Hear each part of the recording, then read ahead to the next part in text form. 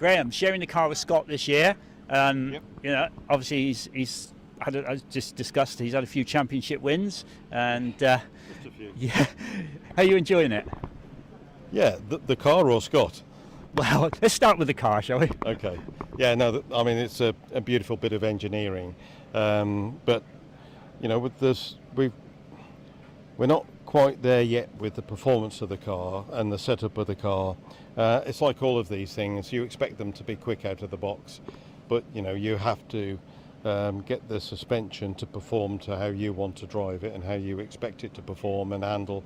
So we're still really developing that at the moment. You know, Wallace has had 4 years, bless him, you know, getting his to perfection. So that gives you an indication that, you know, you don't jump in them and immediately go quick. But no, we're very happy with it. Very lucky to be able to own a piece of engineering like this. Yeah, Scott, I don't know how much more I can teach him. He's a good learner. All joking apart, it's no, they know what they're doing, and part of the benefit for me is helping to understand the car better. It's also helping to get the car set up properly, and then ultimately we can start to look at times and do run overlays. So ultimately that should therefore benefit me and help me to go quicker and understand where I can go quicker. So I see the cars come into the paddock, and the next thing is somebody's putting the laptop into it and checking the telemetry. What sort of stuff do you look for on the laptop when you have a look at it? Okay, so normally when we're looking at laptops, we're examining the run. We're looking at, first thing is, we think as a driver we've probably got the throttle flat, but the data doesn't lie, and it probably shows you that you've probably got 3/4 throttle instead of your flat out. So that tells you that, you know, you can squeeze a bit more out of it at that particular point on the track.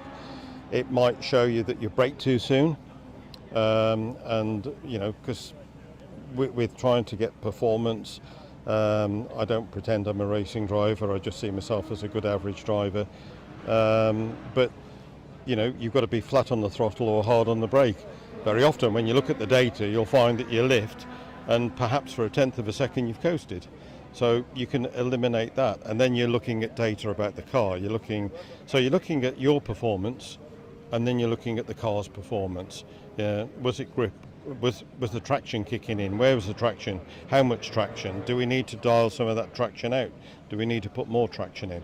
So it's helping as a driver and as the performance of the car. You're looking at two different things really, and then trying to bring them together to get the perfect run. Yeah, so you get in there, come back, you look at your telemetry, you think, I braked too quick for that corner, or I lifted too early. Yeah. And when you're out there in the heat of the moment driving it, do you still remember to do it, or do you find you still make the same mistake again? Well, try not to, but the reality is that when you're driving something like this, the corners coming out at you very, very quick.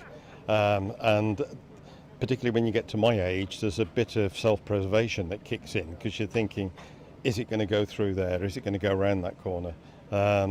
And you know, when you're rehearsing in your head what you're going to do before the run, you know that the aero and the mechanical grip should take you through the corner, but when you actually arrive there and you're arriving quicker, the temptation is to lift too soon.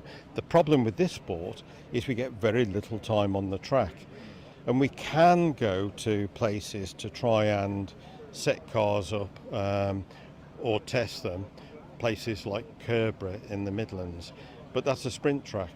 And what we find is that when we bring it out and bring it onto a hill, it handles and it performs very differently. So it's very limited in our exposure and our time to be able to do a lot of development. You can only do that development by going to meetings and do it at the race meetings.